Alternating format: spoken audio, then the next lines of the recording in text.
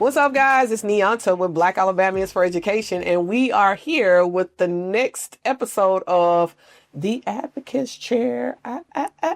Y'all know I'm crazy a little bit sometimes. I'm getting more and more comfortable with this thing, so there's no telling what's going to happen, what's going to show up, what am I going to say, what am I going to do. But guess what? We have a guest today. I'm really, really excited to introduce to some and to present to others.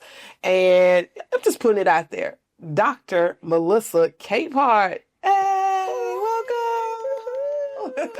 welcome. Welcome to the Advocate's Chair. This is our space where we look to bring on folks who are in the community doing amazing things, who can share their stories about who they are, why they are who they are, what you got going on, and then how, for us, does all this tie into advocacy and education. And so I am really thrilled to be able to have this conversation with you today about the work that you are doing with Extreme Academy. And I know I probably messed that up, but you're going to help me out, right? Yes. Well, tell us who you are. Tell us who you are. Yes. Well, first of all, thank you guys for having me today. I feel blessed and honored to be able to talk with you guys about Extreme Minds Academy. That's it. Extreme Minds Academy.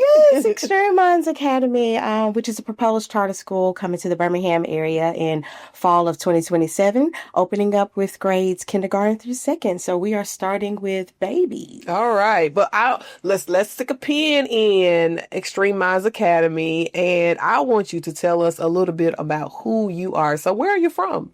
Where am I from? I am from Birmingham, Alabama. And through. Yes. All right. Okay. I actually grew up on the west side of Birmingham and West End. West side. West side's the best side. And I don't know. We are east. I don't know. I know. And I say that as I'm sitting on the east side, but it's so funny. I actually kind of like grew up in both sides. Okay. Because my mom grew up with her, on the west side, parents divorced early.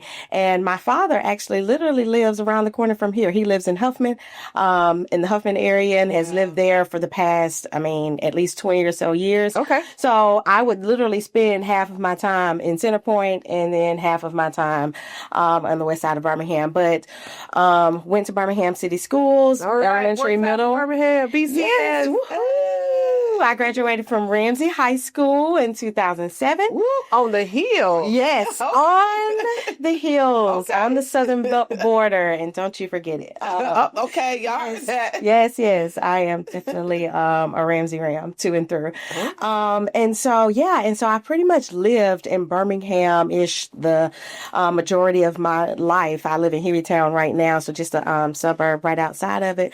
But Birmingham is a very special place to me. And so that's why I think that's when I decided to kind of have a career shift and move in this direction. And when I was thinking about where I wanted to really make the most impact, Birmingham made the most sense. Because it's nothing like being able to do work at home. Like where, to your point, you're like to and through, born and raised. It's Birmingham for one. This is between Birmingham and Selma. We are, and I say we because I live in Birmingham, but the heartbeat of just America, the soul of the potential of who we can be, particularly as African Americans. But, these two places, the birthright of civil rights, of social justice, of advocacy, of purpose, living purpose-driven lives. Like there are a plethora of examples of people who have gone before us to encourage us to, in some ways, create a path, in some ways not create a path, but create opportunity for us to be able to be great and amazing. And so as you talk about being a Ramsey Ram, I know emphatically students who graduate from Ramsey High School and even Birmingham City Schools, have a lot of pride, as they should, about who they are and the potential for who they are. So what was your early education like? What was your K-12 education experience like? Yeah, it's so funny that you speak kind of to all of those historical kind of pieces because as a former history teacher and historian, and just really I would call myself like granddaughter of the civil rights movement because I have family members who were a part of the Children's March. I have family members who have been a part of the civil rights movement, and education was always something that was very, very important to my family. So my family, my parents really, though they were divorced, they co-parented well, and education was always a top priority for us. And so going to Hemp Hill Elementary School, for example. That's really where I got my first kind of like foundational start. And then I went to Center Street Middle School, and then I matriculated into Ramsey High School. And I would probably say a huge shift in my purpose actually happened when I went to Ramsey High School, because I was always kind of a gifted kid, kind of a smart kid, but sometimes I would actually get into a lot of trouble because I would get done with my work early, and then I was like a busy bee. So I wanted to like socialize and talk with my friends and kind of all those things. And it wasn't until I got to Ramsey where I probably felt like too, because the standard just overall was just kind of like risen, because there were so many kids who were also kind of smart like me. So I was kind of like dumped into a pool of kids that were like me, like-minded. Expectations were very high. And so it was at that point that I also knew that I wanted to start to make a deeper impact in education. So I knew I kind of wanted to go into education, didn't know exactly what all of that was going to look like. But it was also at that time, even in high school, where I started to then start working with kids. So I started working at Camp Birmingham. Shout out to Camp Birmingham. That's my very first experience actually like working with kids. I was 16 years old, and I knew again I wanted to make an impact, but what does that really look like? I knew I needed to kind of like get out in the field and get some experience doing that. And so I started working for Camp Birmingham. It's really one of my first real jobs. And then I worked for Camp Birmingham for like 4 or 5 years, even until I got into college. And so shout out to summer exposure opportunities. Absolutely. Because it really kind of put myself on that path to where like now I was starting to match a little bit of vision with some experience. And I met a lot of really great people doing that work. And I learned like all of my classroom management skills like at 16, 17, and 18 years old. Like wait, so you said classroom management. All right. So you're going from your Ramsey experience to classroom management. You skipped some things in there. Okay, we graduated from Ramsey. We went to undergrad. We did. But kind of all that stuff was really happening all at the same time. Okay. Yeah, because I was in high school when I was like, had my own class of kindergartners, like, in the summertime, as far as like summer camp. Like the summer camp. And so it was really like all starting to happen at the same time. And so I graduated from Ramsey, as you said, 2007, and I went to the University of Alabama. Roll Tide. Roll Tide. I actually came in with Nick Saban. Yes, shout out to the Saban class. And so all of those experiences were starting to overlap at the same time. So I was going there doing undergrad, but in the summertime, I would come back and work that summer camp at Camp Birmingham. And then I eventually started working a summer camp through a company called the Alethea House as well, which is a Birmingham-based social organization that does a lot of different things. But in the summertime, they would have a summer camp.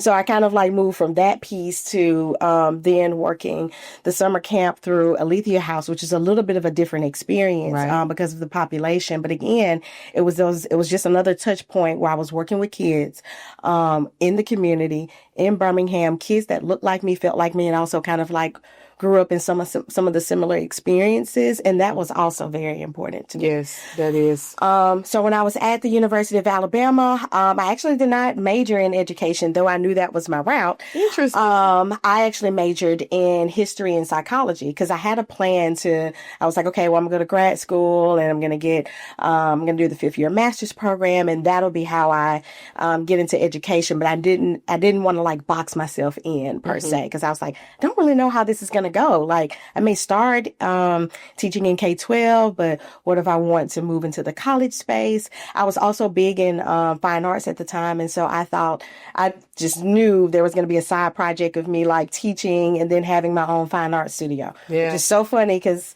it then now came back around to this Extreme Minds Academy. Coming back around. It's coming back around. And so that's really like how I got into the educational space. I kind of always knew I was going to be there, but it was these like little experiences that brought it all together. That brought it all together and kept kind of like stamping the vision for me along the way. Really. Yeah. And so, listen, y'all, I am sitting here with the one and only Dr. Melissa Capehart. And when I tell you, like, you heard it all. It's incredible how K-12 experiences, opportunities, summer camps, early exposure can bring you to, or sort of foster and sort of till the soil around what career paths you can go into. So we will be right back. She is at the University of Alabama as we're telling this story, and we're going to see what she's doing now. See you in a few.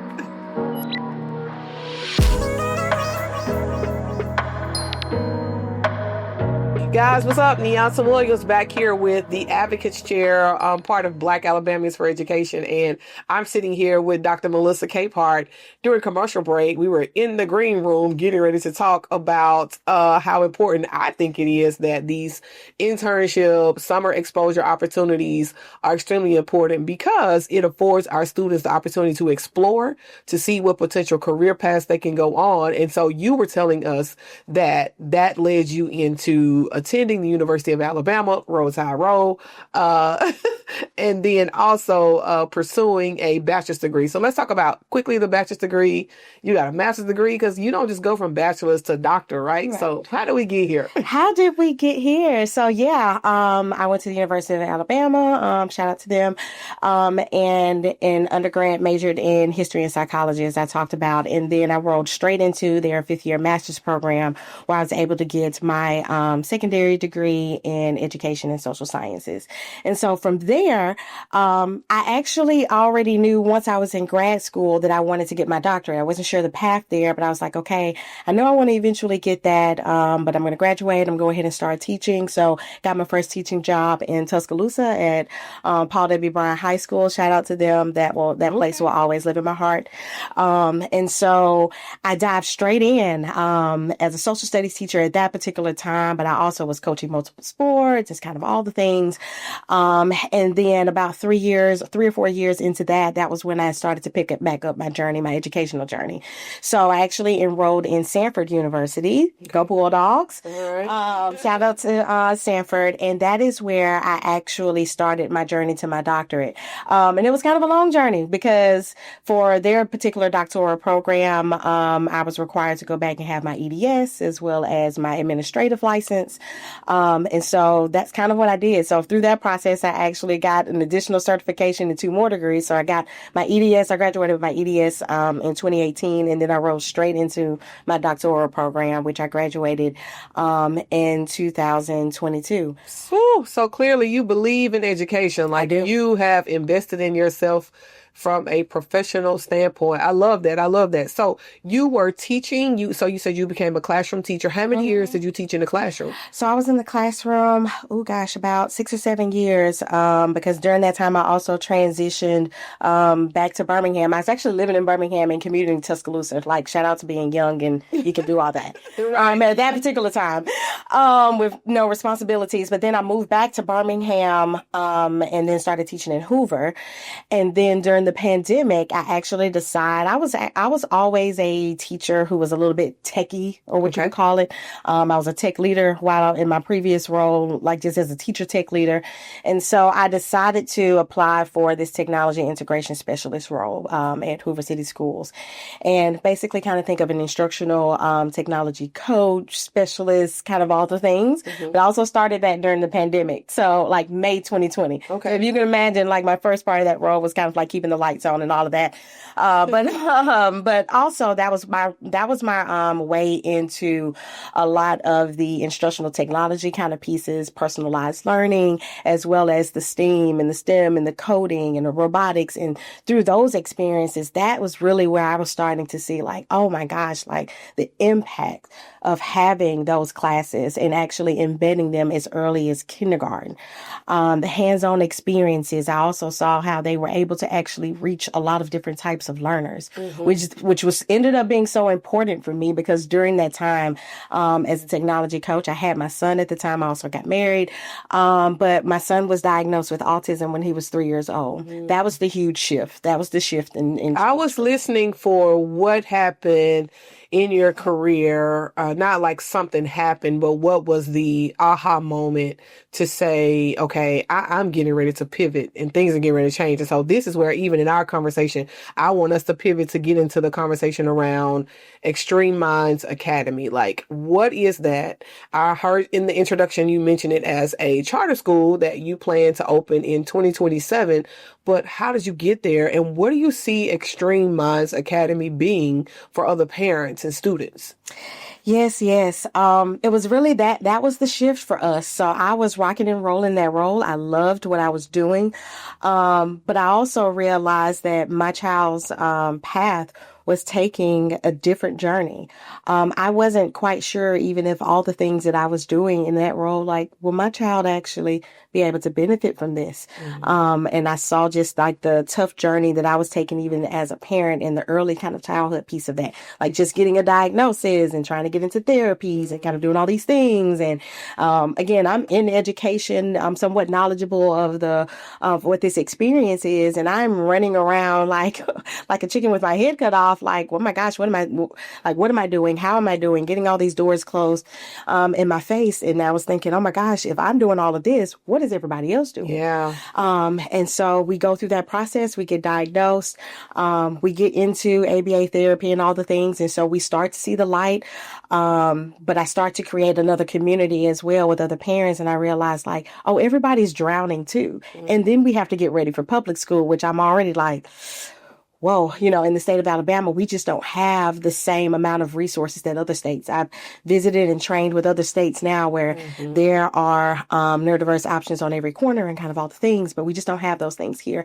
And I would even just say options that not only meet for kids who need more support, but even more kids who were kind of like myself as a young one who needed to really be pushed. I was like a gifted kid who needed to be accelerated and really didn't get that acceleration experience until I went to Ramsey. And so it was at that time I was at a crossroad, and I'm a spiritual girl. So I was kind of asking God, like, so what are you trying to tell me here? And so he gave me the vision, to start a school. But I was like, all right, God, Mic drop. She said she's going to start a school. Said I'm going to start a school. And I said, all right, God, but how do I go from nothing to school? And so, I actually I attended the New Schools for Alabama, charter school conference 2 years ago, from a friend. I had a friend who was working in the charter school space. She was like, have you thought about charter schools? And I was like, I don't really know a lot about charter schools. She was like, come to this conference. You can learn a lot more there. I went to that conference and really the rest is history. I learned more about charter schools. I learned more about organizations like New Schools for Alabama as well as BES, which are organizations that support charter schools, but also find leaders who want to build charter schools and take them from ground zero to charter school. Yeah. So they train in finance and budgeting. They help you write your charter application, giving you financial support, kind of helping you build your board, all of those pieces. But I also knew that what I wanted to do was going to be super unique as well, because I'm trying to meet a lot of different learners. Again, our accelerated learners and our learners who are neurodivergent. Tell me more about a neurodivergent learner. You said tell you about a neurodivergent? Tell us more about a neurodivergent learner. Like, you and I may understand that, but we have a listening audience who may be saying, well, what does that mean? Like, what is a neurodivergent learner? Yes. And I know it's kind of a term that is growing in K-12 spaces. In K-12 spaces for sure. And I'm so excited about that because we're really actually kind of naming and supporting them particularly. But really, in a nutshell, if you want to explain it very simply, there's a lot of kind of like difficult answers or eloquent. But it's really about kids who learn differently. And so those can be kids who need more support. Those also can be kids who are accelerating and extremely gifted, who need something different as well. And so, And when you say something different, you mean like whether that is a learning environment, whether that is the time and space. So I know, just kind of adding to our conversation from my personal experience, I've been into schools and places where they specialize or I won't say specialize, but some have specialized, some have also catered to those neurodiverse learning style students. And so you may walk into a school building, but it has a living room field or a den field where there are more couches than there are actual desk that students may be learning in. And so when we talk about that, I think it's important that people can actually visualize potentially what a neurodivergent learning environment can look like. I'm excited, y'all. I'm Neonta Williams with the Advocacy Chair, sitting here again with Dr. Melissa Capehart. She is talking to us about a neurodivergent learning environment and about her school that she's planning to open in 2027.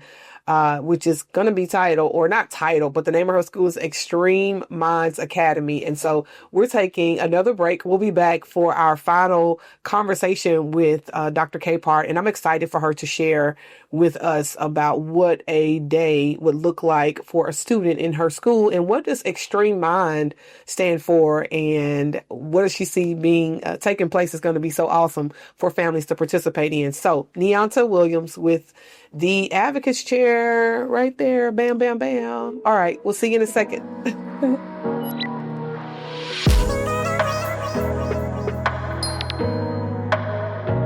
All right, Neonta, I'm back. And I'm not back by myself. I'm back with Dr. Capehart. Melissa, she is with us talking about Extreme Minds Academy. Take it away. Yes. So, Extreme Minds Academy is a proposed charter school that will open in fall 2027. As I said kind of earlier in this message, we're starting with babies. So we're opening grades K2, and eventually you're going to slow growth until we are eventually K8, and then eventually K12 as well. And so what we really want to do at Extreme Minds Academy is really meet the needs of all of our learners. So we're not just a neurodivergent school, though we are absolutely neurodivergent friendly. We want to meet the needs of all of our learners. So again, that's from learners who need to be accelerated to learners that really need some more support. So our three key design elements to really meet the needs of all of our students, really the core of what we do is personalized learning. And so our personalized learning model, where all of our students will have personalized learning plans and personalized learning portfolios. And it's really about making sure that we meet the needs of those individual students. So you talked about like, what does a neurodivergent friendly and space and inclusive space and all of that looks like? It really looks like looking at our students' strengths and understanding their opportunities, and then building their learning environment plan and really support system around that.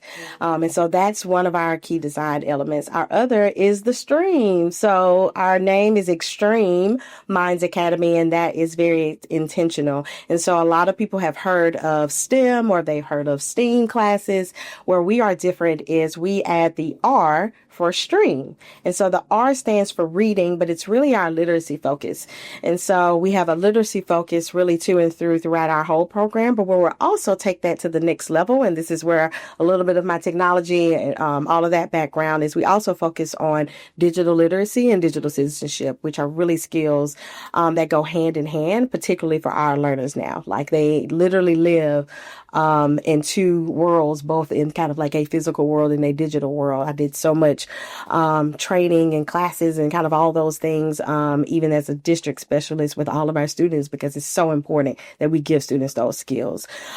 So that is really kind of the stream piece. So it stands for science, technology, reading, engineering, arts, and math. That's kind of where my arts piece kind of comes into, because I really think it's super important to have a full and well-rounded kind of educational experience. And also the arts are really multiplayer piece that also just meets another set of learner needs. When we talk about those neurodivergent kids, a lot of them do gravitate into the arts kind of spaces, really, when it isn't STEM kind of spaces and hands-on. And it's because a lot of that learning is just hands-on, it's performative.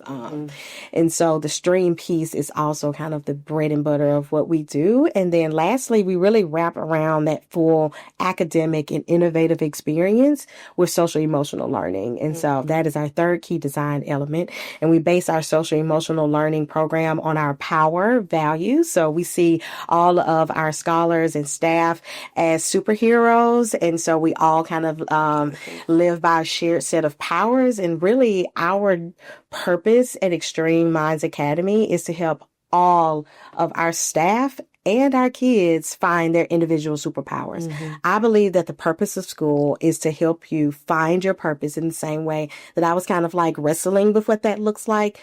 Now give you experience in what that purpose may look like in the same way that I did with like Camp Birmingham and the Alethea House. So it really kind of like stamps it for you and then help you get the tools academically, both in that innovative space, as well as social emotionally, giving you all those executive functioning skills to help you thrive and be the best version of whatever you can be and whatever that looks like.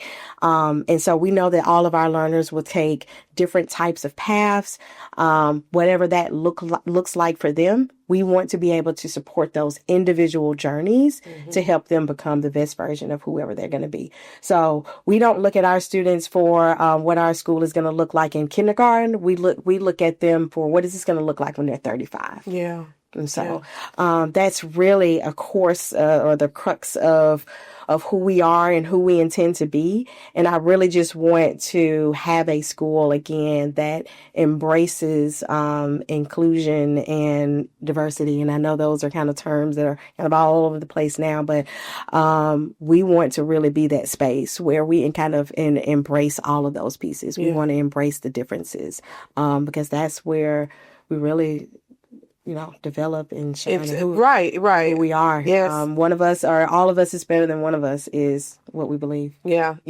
I love it. I can hear the passion and the excitement behind it. I think that, I talk to people all the time and I mean, you seem like you're able to truly articulate that you desire the school to look like and the impact to have on the lives of children. I too am a girl of faith. And so a couple of years ago, God gave to me this way to explain what I feel like a K-12 experience, educational experience should be like. And I equate it to, being at an amusement park. Right? Like when kids are there, even adults that decide to go, you're excited about every ride that you're about to get on. The worst part that, people don't like is the waiting in line. But while you're there, you're meeting new people, you're discovering new things about yourself. And I feel like every ride, every experience at a theme park offers something different. And that's the way I think a K-12 experience should be. When a child walks into a school building, it should be exploratory in every single classroom that they walk into. And every day they should be given the freedom and the autonomy to believe in what it is that they want to do, gain more courage, gain more experiences, be reminded of it. And it should be so great that they want to go stand back in line and get back on the same ride again the very next day or even in the same day. And so I just think that's what it should be. And it should be just as exciting for if you've been to a theme park and you think about the people who work there that are, sitting people on the ride and attaching the seat belts and, they're encouraging you along the way. It's going to be okay. It's going to be fun. You can do this, asking you, are you ready? Like all those things that you experience in a park, that's the way it should be in the classroom. So as our educators should be, are you excited? Are you ready? Let me strap you in the seatbelt. Strapping you in means that I've secured you with what you need to be able to experience this ride. And so that's just my little mind of how, what God has given to me on how I explain that. And I think every K-12 delivery system should do that.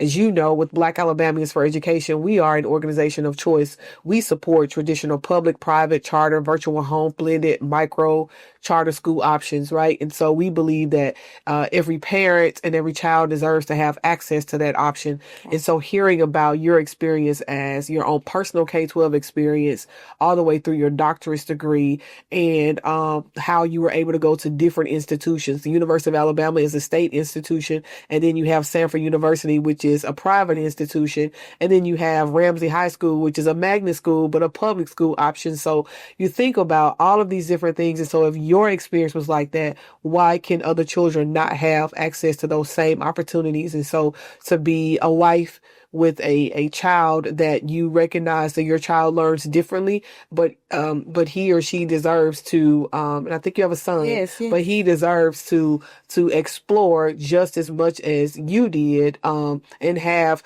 become whatever it is that God intends for him to be. And so that's done through the shaping and developing and the fostering. I know there are a number of other parents who would be happy to have that kind of experience. And so really want to just applaud you for wanting to establish a school, to be courageous enough to say, I am going to get into this charter school game, and not like it's a game to play with, but lane, let me say that, the charter school lane, to afford other families the opportunity to experience that. And so, Dr. Capehart, we are just honored to have you here on the Advocates Chair, talking about what you're getting ready to do in 2027.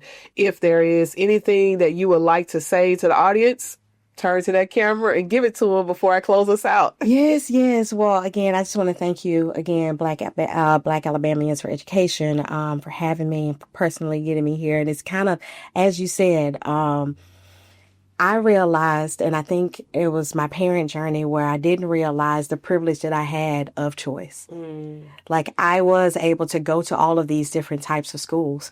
But here I was sitting with a child where our choices were pretty much dictated for us. I couldn't have enough money here in the state of Alabama to find an option that was really going to be good enough for him. And so that's really what sent me on this journey. And it's a big part of how I see Extreme Minds Academy, not just being a charter school and just being able to impact the few kids and families that I'm going to impact, but I really want this school to be a place that really kind of breaks down those barriers for these types of schools. And really push like the funding pieces here, the policy pieces here, the practices pieces here, for what it looks like to really like serve, and really support the needs of all types of students. Yep. And so that is what I really hope that Extreme Minds Academy is able to do, even in the long run, is impact and inspire other types of schools to, really embrace, this like diversity of thought. And this diversity of learning and all these different types of learning styles. Because truthfully, we really all learn differently. We do. We really do. I know sometimes even when I explain their diversity, I'm kind of just like, we really all learn differently. We really all need something different. That's really true. All on our own like individual learning paths. And so we have to like take that concept and embed it in K-12. Like in a. So how do people find you? How do they find you? How do they follow you? How do they stay connected? Oh, they can stay connected with us and follow us on Extreme Minds Academy on all social networks, whether that is Facebook, X, Instagram, TikTok. We also have a website, and we're on LinkedIn as well. And so you can find us on all social networks. Please follow us.